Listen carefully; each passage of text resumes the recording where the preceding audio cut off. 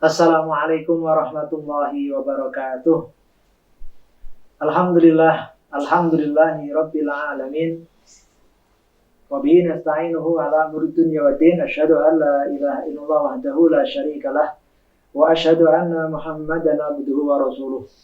Allahumma shalli wa sallim wa barik wa habib ala sayyidina wa syafi'ina wa qurrati a'yunina sayyidina Maulana Muhammad wa ala alihi wa sahbihi wa tabi'ina ajma'in. Amma ba'du. Anak-anakku sekalian yang dirahmati Allah Subhanahu wa taala, pada kesempatan kali ini alhamdulillah kita masih bisa melaksanakan sama-sama pesantren Ramadan secara virtual yang diadakan oleh SMK Batik 2 Surakarta. Semoga acara ini mampu memberikan kepada kita semuanya wawasan ilmu, keimanan dan keislaman sehingga kita mampu menjadi orang-orang yang bertakwa di sisi Allah Subhanahu wa taala. Amin Allahumma amin. Salawat dan salam tak lupa selalu kita aturkan, kita sanjungkan kepada Nabi Muhammad sallallahu alaihi wasallam, suri teladan kita yang akan kita nantikan syafaatnya kelak di yaumul qiyamah, dan semoga kita semua termasuk umatnya yang mendapatkan syafaatnya Rasulullah Muhammad sallallahu alaihi wasallam. Amin Allahumma amin. Anak-anakku sekalian yang dirahmati Allah Subhanahu wa taala, pada segmen sesi pengajian ataupun pada sesi materi kali ini, saya akan menyampaikan perihal tentang tauhid atau yang dikatakan dengan keimanan. Maka mohon anak-anak memperhatikan dengan seksama, karena nanti di akhir sesi inti ceramah ini nanti ada tugas untuk kalian semua dan nanti harus jawab, dan semua jawaban ini ada dalam apa yang nanti akan kami sampaikan. Kenapa dirahmati Allah Subhanahu wa taala? Iman adalah suatu perkara yang sangat penting harus dimiliki oleh setiap orang. Entah itu agamanya Islam ataupun Kristen ataupun Katolik, Hindu, Buddha dan lain sebagainya.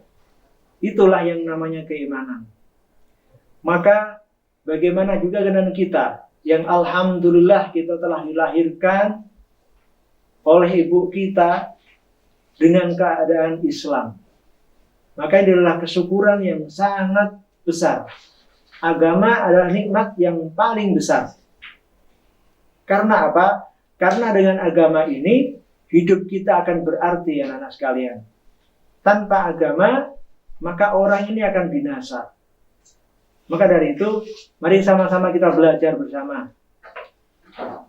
Allah Subhanahu wa taala telah meletakkan kesuksesan dan kebahagiaan manusia dunia dan akhirat ini hanya dalam amal agama yang sempurna. Agama yang sempurna adalah agama yang dibawa oleh Rasulullah Muhammad sallallahu alaihi wasallam. Bagaimana yang kita tahu bahwasanya Rasulullah Muhammad sallallahu alaihi wasallam adalah Rasul utusan Allah yang terakhir. Dan tidak ada lagi Rasul utusan Allah setelahnya. Maka kita bersyukur kepada Allah karena kita ini termasuk daripada umatnya Rasulullah Muhammad SAW. Lalu apa yang harus kita lakukan ketika kita menjadi ataupun sebagai umatnya Rasulullah Muhammad SAW? Maka kita harus meneladani beliau Rasulullah Muhammad SAW. Karena laqad kana lakum fi Rasulillahi uswatun hasanah. Semua yang ada dalam pribadi Rasulullah itu adalah hal yang terbaik dari Allah Subhanahu wa taala. Karena Rasul tidak pernah salah. Karena Rasulullah adalah langsung bimbingannya dari Allah Subhanahu wa taala. Maka kita sebagai manusia kita harus mencontoh daripada beliau. Apa yang perlu kita contoh? Dari hal-hal yang sepele. Dari setelah bangun tidur sampai kita tidur kembali, kita harus berusaha mencontoh, mensunnah daripada sunnah Rasulullah Muhammad SAW. Karena dengan kita mencontoh sunnahnya Rasulullah SAW, maka kita akan kelak di surganya Allah beserta Rasulullah Muhammad SAW. Man ahya sunnati faqad ahabbani wa man kana ahabbani kana ma'iya fil jannah. Itu kata Rasulullah Muhammad SAW. Nah, aku sekalian dari Allah Subhanahu wa taala, maka para sahabat radhiyallahu anhum mereka sukses, mereka jaya itu dalam mengamalkan amal agama yang sempurna. Kita kenal teladan-teladan yang sempurna dari Rasulullah Shallallahu Alaihi Wasallam melalui para sahabat. Maka sahabat pun mencontoh Rasulullah Muhammad Shallallahu Alaihi Wasallam di situ. Maka di sini kita belajar dari Rasulullah, kita belajar dari para sahabat radhiyallahu taala anhum, dari ilmu-ilmu mereka, dari amalan-amalan mereka. Maka di sini ada 6 perkara, ada 6 sifat sahabat yang patut kita contoh, yang patut kita tiru. Yang pertama adalah yakin atas kalimat thayyibah la ilaha illallah Muhammadur Rasulullah. La ilaha illallah Muhammadur Rasulullah artinya tiada Tuhan yang hak disembah kecuali Allah Subhanahu wa taala. Tiada Tuhan yang hak disembah kecuali Allah Subhanahu wa taala. Maka kalau tidak ada yang hak disembah kecuali Allah, maka tiada Tuhan yang lain yang harus kita yakini kecuali Allah Subhanahu wa taala. Kalau kita sudah memiliki keyakinan yang ini, maka insya Allah Allah akan menjaga kita semuanya. Maka bila ada usaha, maka kita harus berusaha, teman-teman sekalian. Anak-anakku sekalian, kita harus berusaha bagaimana kalimat la ilaha illallah itu melekat dalam diri kita, melekat dalam hati kita. Iman kita akan naik, ya, apabila kita ini mendekatkan diri kita kepada Allah Ta'ala. Tapi bila tidak ada usaha atas iman, maka iman kita akan turun, iman kita akan lemah. Maka setiap amalan akan diterima apabila atas dasar iman.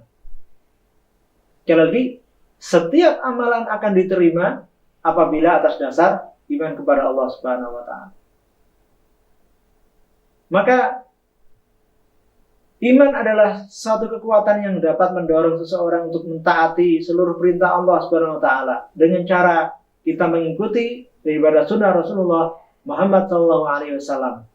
Daripada ucapan iman bibir tapi hakikatnya di hati tapi tidak. Ya. Jadi iman itu memang kita ucapkan dengan lisan, kita yakini dalam hati, kita ucapkan dengan lisan, dan kita buktikan dengan amal perbuatan kita. Sekecil-kecilnya iman akan diberi pahala surga oleh Allah Subhanahu wa taala yang luasnya 10 kali lipat daripada dunia dan seisinya. Maksimal iman adalah iman yang tidak terkesan dengan suasana dan keadaan. Anak-anakku dari Allah Subhanahu wa taala, maka bagaimana lalu kita mendapatkan hakikat iman ini? Yang pertama, kita dakwah, ya.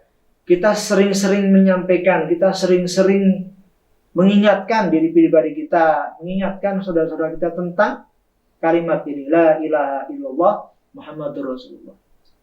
Bila ada pembicaraan tentang iman, maka kita dengarkan dengan sesungguhnya, dengan tawajuh, dengan khusyuk.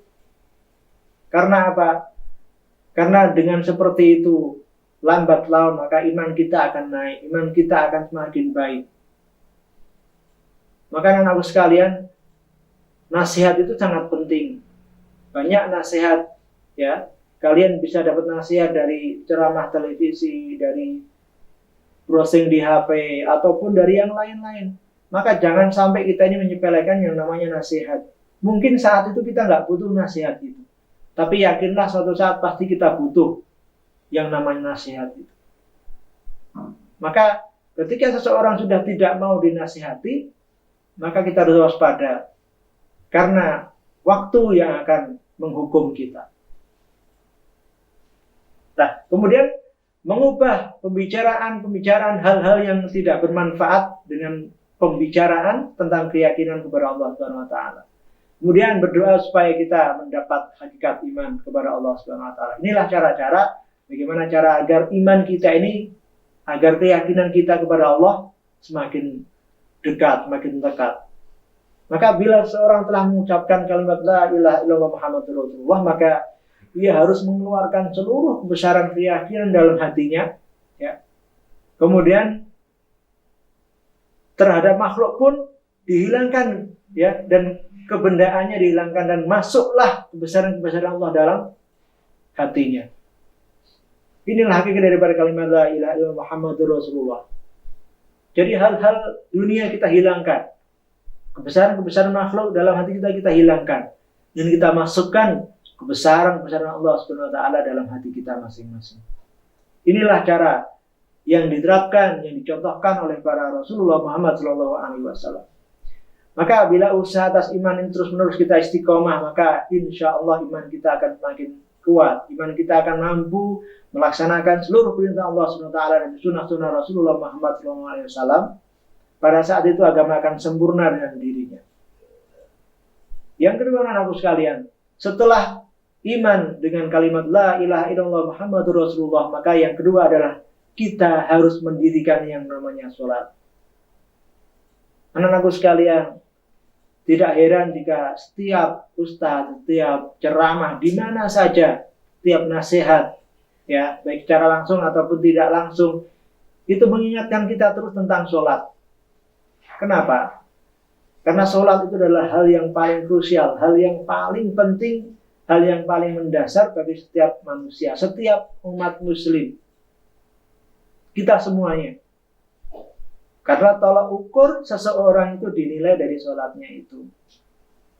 Bagaimana amal kesehariannya, bagaimana dia bertingkah, itu dilihat daripada sholatnya. Maka apabila sholat kita ini tidak beres, maka yang lain pun, na'udzubillah min dzalik, ya nggak beres. Gitu. Apabila sholat kita tidak khusyuk, maka apapun pekerjaan yang lain juga nggak akan bisa khusyuk. Maka sama-sama kita belajar di sini, ya. Kita belajar bagaimana sholat kita ini kita bikin sekhusyuk mungkin, seistiqomah mungkin, ya.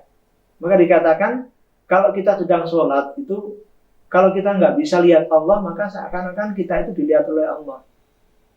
Jadi ada yang mengawasi. Nah ini keyakinan, ini iman, lagi-lagi iman, lagi-lagi tauhid, ya. Jadi kita sholat itu kita yakin bahwasanya Allah itu melihat kita, sehingga sholat kita pun bisa khusyuk, bisa fokus, ya. Jangan kita sholatnya asal-asalan, pikiran kita kemana-mana, ya. Ini nggak beres, ya. Maka sholat itu mencerminkan pribadi seseorang itu sendiri. Nah, sholat adalah hadiah khusus dari Allah Subhanahu Wa Taala, yang mana karenanya Rasulullah Shallallahu Alaihi Wasallam itu dipanggil langsung oleh Allah Subhanahu Wa Taala ke Sidratul Muntaha, ya, melalui malaikatnya Jibril Alaihissalatu Wassalam yang tidak mampu mencintainya, dan seluruh perintah Allah Subhanahu Wa Taala disampaikan melalui malaikat Jibril, dan dia sendiri yang turun ke bumi kecuali sholat. Maka jika sholat kita benar, maka diterima seluruh amalan kita. Tapi sebaliknya, apabila sholat kita tidak benar, sholat kita belum sempurna, maka amalan yang lainnya pun belum sempurna. Maka anak-anak sekalian, kami pun tidak henti-hentinya, tidak bosan-bosannya, Bapak Ibu guru semuanya mengingatkan, mengajak kalian semua, jangan lupa mengerjakan sholat. Ya, kalian yang sudah balik-balik itu dijaga sholat 5 waktunya. Jangan sampai sholat itu bolong sana, bolong sini. Kebanyakan sholat subuhnya ini yang sering-sering kalian, atau yang sering kita lupa. Karena apa? Karena bangunnya kita kebagian. Ya. Minta tolong pada Bapak Ibu, ya. Minta tolong kepada kakak ataupun kepada siapapun yang di rumah untuk membangunkan kita ketika kita subuh. Atau dengan cara kita manfaatkan HP kita setel alarmnya agar kita bisa bangun subuh, ya. Ini belajar dari kita masing-masing. Nah, lalu bagaimana cara kita mendapatkan hakikat sholat ini, teman-teman sekalian? Ya, sholat adalah kunci untuk membuka khazanahnya Allah Subhanahu Wa Taala. Apabila kita sholat kita baik, maka sa'iru amal kulli menjadi baik. Ya, as-sholatu imaduddin, sholat ini adalah tiangnya agama. Barang siapa yang menegakkan agama, barang siapa yang menegakkan sholat, berarti dia menegakkan agama. Tapi sebaliknya, kalau dia tidak sholat, maka agama dengan sendirinya ini akan roboh, akan runtuh. Itu anak-anak sekalian. Nah, kita agar mendapatkan hakikatnya sholat, yang pertama harus kita mengajak. Ini penting, mengajak diri kita sendiri, adik ataupun kakak kita, atau orang lain, ya, untuk sholat. Ya, lebih afdal kita ke masjid, ya. Kalaupun tidak ke masjid, ya kita sholat di rumah tapi on time, tepat waktu. Sudah ada, ya kita tinggalkan apa pekerjaan yang lain yang tidak begitu sangat penting, kita tinggalkan dulu, lalu kita ambil air wudhu, lalu kita sholat. Itu kalau nggak ke masjid. Usahakan kalau nggak ke masjid, itu sholatnya tepat waktu, walaupun di rumah. Nah ini ya. Kemudian perbaiki usaha zahir ya. Kita niat zahir kita, batin kita, usaha zahir yaitu memperbaiki bacaan-bacaan sholat itu juga harus yang benar ya. Gerakan-gerakan sholat juga harus yang benar. Gerakan cara-cara wudhu, rukun-rukunnya itu juga harus benar. Nah, melatih batin kita ya untuk selalu mewujudkan ikhlas kepada Allah Subhanahu wa taala dalam berbagai hal. Jika kita ingat Allah Subhanahu wa taala, maka dalam sholat maka kita ucapkan Allah ya. Allah, Allah, Allah. Di luar sholat pun kita pasti ingat Allah. Ya. Jadi itu kita bersyukur atas taufik dan hidayah dengan istighfar mengurangi ya pahala kita oleh Allah Subhanahu wa taala. Dengan cara kita selalu beristighfar maka akan mengurangi dosa kita. Inilah cara agar kita mendapatkan hakikat daripada sholat. Kemudian yang ketiga anak-anakku sekalian, ilmu ma'adzikir. Jadi kita harus berusaha mencari ilmu. Ya, mencari ilmu di sini apa? Ya kalian dengan cara sekolah, disekolahkan oleh orang tua. Maka kesempatan itu jangan disia-siakan. Ya. Ilmu itu harus dicari, harus belajar. Ya. Dari sejak kecil hingga kita masuk liang kubur. Tidak sampai dewasa, masuk liang kubur. Karena apa? Karena ilmu Allah itu sangat banyak. Ilmu Allah itu sangat besar. Ya. Karena itu maka kalian juga harus bersungguh-sungguh ya di dalam menuntut ilmu. Ilmu dan zikir adalah satu gabungan yang tidak dapat dipisahkan. Ilmu adalah jalan menuju Allah Subhanahu wa taala dan zikir adalah cahaya atau penerangnya. Maka orang ini tanpa ilmu dia akan sengsara. Dia tidak akan bisa menuju apa yang ia cita-citakan, apa yang akan dia tuju. Maka ilmu ini sangatlah penting. Jadi orang-orang yang tidak mau belajar itu hati-hati. Ya. Mungkin sekarang kalian tidak tahu tentang keutamaan daripada ilmu, tapi suatu saat pasti kalian butuh yang namanya ilmu itu. Pasti suatu saat pasti kalian menyesal kenapa dulu saya nggak belajar. Nah ini. Yang dimaksud dengan ilmu adalah ilmu yang dengan kita dapat mengenal Allah, sifat-sifatnya, perintah-perintahnya, serta larangan-larangannya. Apabila kita kenal dengan Allah, maka kita akan selalu dekat padanya. Nah, ilmu yang benar, ilmu yang dapat mengenal hak-hak Allah, sehingga kita tahu apa yang disukai Allah dan apa yang tidak disukai oleh Allah Subhanahu wa taala. Maka ilmu yang mengenal Allah ini dinamakan ilmu tauhid. Kita berusaha mengenal Allah secara lebih dalam. Sehingga dalam hati kita itu isinya Allah, Allah, Allah. Sehingga kita kalau berbuat maksiat, kalau kita sedikit saja melenceng daripada perintah Allah, itu kita ingat Allah. Nah, ilmu yang mengenai perintah Allah disebut dengan fadhailul dan masail. Ilmu fadhail adalah ilmu sehingga ilmu fadhail dan ilmu masail sama pentingnya, tapi lebih utama adalah ilmu fadhail. Karena 13 tahun Rasulullah mengajarkan di Makkah, para sahabat memiliki ilmu fadhail sehingga mereka dapat kekuatan untuk mengamalkan agama secara sempurna. Jadi kalau kita mau melakukan sebuah amalan, kita harus tahu fadilah atau keutamaan daripada amal-amal itu, sehingga ada gairah, ada kemauan yang sangat kuat untuk kita lakukan amalan-amalan itu.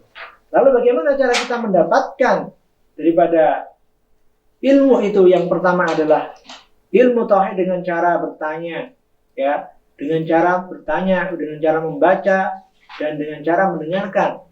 Ini ilmu tauhid. Ilmu masail dengan cara bertanya kepada alim ulama, pada guru, pada kiai, pada ustadz, dan lain sebagainya. maka jangan malu bertanya. Ya, itu betul sekali kata pepatah itu. Jangan malu bertanya. Kadang kita itu malu bertanya dengan berbagai alasan. Kita sudah besar atau kita malu. Jangan pernah malu bertanya. Karena kalau malu bertanya maka kita akan tersesat di jalan. Kita nggak akan pernah tahu. Jadi itu ya. Karena ilmu itu sangat berkembang. Kemudian fadail. Dengan cara mendengarkan, membaca buku, taklim dan fadilah di masjid ataupun di rumah. Ya. Jadi di rumah selain kita membaca kitab Al-Qur'an, ya, di rumah pun diusahakan membaca kitab-kitab agama yang lainnya agar apa? Agar memperkaya keimanan dan keislaman kita. Itu penting. Dan yang terakhir bagaimana caranya kita dakwahkan pentingnya ilmu itu sendiri. Karena apa? Karena ilmu yang tidak kita sampaikan, ilmu yang tidak kita terapkan, maka itu akan seperti pohon yang tidak berbuah. Pohon yang nggak berbuah itu ya paling kalau sudah tua, ataupun nggak tua aja ditebang, dibakar. Tapi kalau pohon itu ada manfaatnya, dia berbuah terus, maka diuri-uri, disiramin, dirabuin. Ya, kalau buahnya kalau sudah berbuah, dipanen dan lain sebagainya. Itu dihidup-hidupkan pohonnya itu. Tapi kalau ilmu yang tidak disampaikan itu ibarat pohon yang tidak akan berbuah. Sama, ilmu nggak akan berkembang. Jadi kalau orang itu salah ketika dia biar yang pintar saya saja, itu tidak benar. Ya, ilmu harus kita sampaikan. Ya, karena apa? Dengan kita menyampaikan pun orang akan melakukan apa yang disampaikan kita, maka kita pun dapat pahalanya dari situ. Seperti itu. Kemudian setelah ilmu adanya nama zikir. Jadi ilmu dan zikir ini adalah satu kesatuan yang nggak bisa dipisahkan. Jadi ketika kita mencari ilmu, kita juga harus berdampingan dengan berzikir kepada Allah Subhanahu wa taala. Ya, zikir artinya mengingat Allah, ya. Mengingat Allah Subhanahu wa taala akan melahirkan ma'rifat dan mahabbah. Zikir melahirkan ingat kepada Allah. Allah Subhanahu wa taala menciptakan manusia dari dua unsur, yaitu dari unsur langit dan dari unsur bumi. Unsur dari langit yaitu roh, ya, mendapatkan makan dari langit. Yang dari bumi yaitu jasad, yang hanya makanan dari bumi. Maka segala sesuatu ada pembersihnya, dan pembersih hati adalah zikrullah. Ya, ingat kepada Allah. Banyak macam-macam zikir yang harus kita amalkan, yang kalian mungkin sudah tahu. Contoh yang paling ringan adalah zikir pagi dan zikir sore, ya. Itu doa-doa penjagaan buat kita, ya, daripada hal-hal yang dapat membahayakan kita sendiri. Maka jika seseorang melakukan dosa, maka ia akan ada satu titik dalam hatinya. Jika dia terus-menerus melakukan dosa, maka semakin lama titik itu semakin banyak dan hatinya akan lama-lama menjadi hitam gelap. Lah, bagaimana cara kita membersihkannya? Yaitu dengan cara beristighfar, berzikir kepada Allah Subhanahu wa taala, mendekatkan diri kita kepada Allah Subhanahu wa taala agar kita diampuni dosa-dosanya oleh Allah Subhanahu wa taala.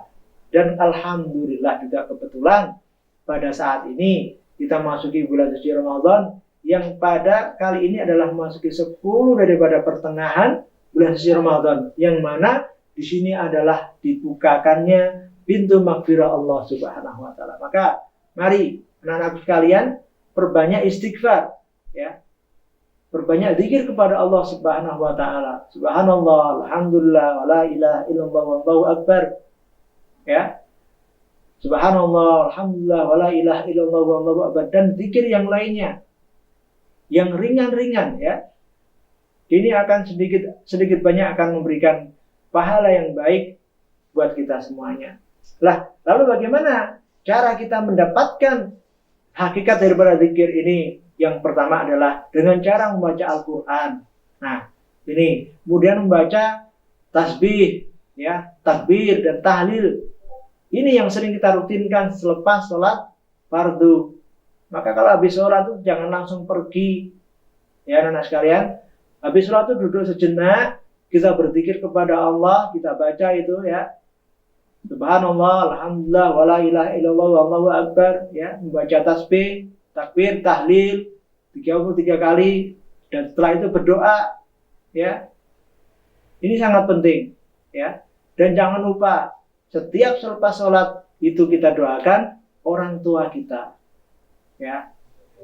Jangan sampai lupa doa orang tua itu, ya. Ini sangat penting karena apa? Karena salah satu amalan yang tidak akan putus sampai hari kiamat nanti itu adalah doa anak yang soleh, ya. Doa anak yang soleh yang terus mendoakan orang tuanya. Ini penting anak-anak sekalian. Nah, berikutnya menghafal dan mengamalkan doa-doa masnunah, ya, doa-doa yang sunnah-sunnah itu diamalkan, ya. Kemudian apabila lihat makhluk maka kita ingat Allah. Oh, itu ada bulan, itu ada pelangi, itu ada laut yang sangat luas. Itu kita bisa ingat kepada Allah Subhanahu wa taala, ya. Kita melihat keagungan Allah Subhanallah, ya. Ini. Kemudian jika kita terus berzikir maka kita akan memperbanyak daripada pahala kita di sisi Allah Subhanahu wa taala. Yang terakhir anak sekalian, ikramul muslimin, yaitu kita mengikhram, kita menghubungi, kita mengajak muslimin muslimat untuk saling silaturahmi. Nah ini, ikram mencakup seluruh kegiatan sosial. Bagaimana kita dapat hidup bersama dengan masyarakat, kita hidup menunaikan hak-hak orang lain, saudara muslim. Ikram berhubungan erat dengan iman, karena iman kita dapat menaikkan hak-hak orang lain. Bila hak Allah kita langgar, maka Allah akan mengampuni. Tetapi bila hak saudara muslim kita langgar, mungkin kita tidak dapat diampuni, kecuali kita dapat bertamu dan meminta maaf secara langsung kepada orang yang bersangkutan. Ini yang penting. Jadi kalau kita ini punya salah kepada Allah, mungkin Allah mengampuni. Tapi kalau kita ini punya salah kepada saudara-saudara kita muslim, maka cara yang paling sempurna adalah kita harus datangi orang yang kita permasalahkan dengan kita tadi, lalu kita minta maaf kepadanya. Ini anjurannya. Maka hak dalam Islam itu dibagi menjadi 3. Yang pertama hak Allah, Rasulullah, kemudian laki-laki kepada ibu, hak istri kepada suami, hak tetangga, saudara, dan seluruh makhluk Allah Subhanahu wa taala. Nah, akhlak itu dibagi menjadi 3. Akhlakul hasanah atau akhlak kebaikan, akhlakul karimah, akhlak kebaikan dibalas dengan kebaikan, akhlakul azimah, kejahatan dibalas dengan kebaikan. Nah, bagaimana cara kita mendapatkan hakikat ikram muslimin di sini, anak-anak sekalian? Yang pertama, kita mulaikan orang lain, ya. Sebagaimana kita mulaikan orang tua. Jadi kita anggap orang lain itu bagaimana orang tua kita, ya. Kita menghormati, kita mulaikan dia, yang tua menghormati yang muda menghormati yang tua, dan seterusnya. Kemudian dakwah tentang pentingnya ikram muslimin. Dan yang ketiga yaitu supaya kita berdoa supaya kita mendapatkan hakikat daripada ikram muslimin. Nah, berikutnya adalah ikhlasus sunnah, ya. Ikhlas sunnah. Bila ada sesuatu pekerjaan dikerjakan karena Allah Subhanahu wa taala, maka kerjaan itu akan sempurna, ya. Bila ada catat dalam amalan mungkin akan diampuni, ya, tetapi bila ada catat dalam niat maka tidak diampuni. Sebelum melakukan amal hendaknya diperlihatkan tentang niatnya. Jadi ikhlas niat ini penting. Jika niat karena Allah itu ikhlas namanya, tapi jika ikhlasnya karena manusia, ini tidak akan diterima oleh Allah Subhanahu wa taala. Maka bagaimana cara kita mendapatkan hakikat ikhlas? Yang pertama, sebelum memulai sebuah amalan, maka kita harus niatnya karena Allah Subhanahu wa taala, ya. Jadi kita lihat baik-baiknya, kemudian kita cek niat kita benar atau enggak, ya. Itu penting. Kemudian beramal meminta ampun kepada Allah Subhanahu wa taala. Yang kedua, mendakwahkan pentingnya ikhlas, ya. Jadi amal itu akan diterima itu kalau ikhlas. Bukan amal itu diterima kalau banyak atau sedikit, tidak. Amal itu akan diterima oleh Allah kalau amal itu ikhlas. Itu.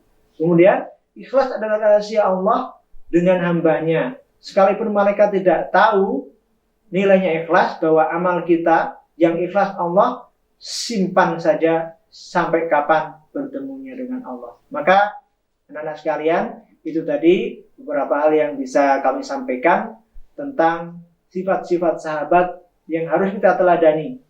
Ya, yang pertama hakikat la ilaha illallah, yang kedua hakikat sholat, yang ketiga ilmu ma'adzikir, yang keempat adalah ikhlasun niyah, dan yang terakhir adalah ikramul muslimin. Semoga yang sedikit ini bermanfaat buat kita semuanya. Apabila ada salah kata, salah ucapan, itu datangnya dari saya sendiri. Apabila ada benarnya, itu dari Allah Subhanahu wa taala. Demikian yang saya sampaikan. Wallahumma muwaffiq ila aqwamit thoriq. Wabillahi taufiq wal hidayah. Waridha wal inayah. Dan jangan lupa nanti setelah ini ada sesi pertanyaan. Jangan lupa dicermati dan dijawab dengan benar. Terima kasih. Assalamualaikum warahmatullahi wabarakatuh.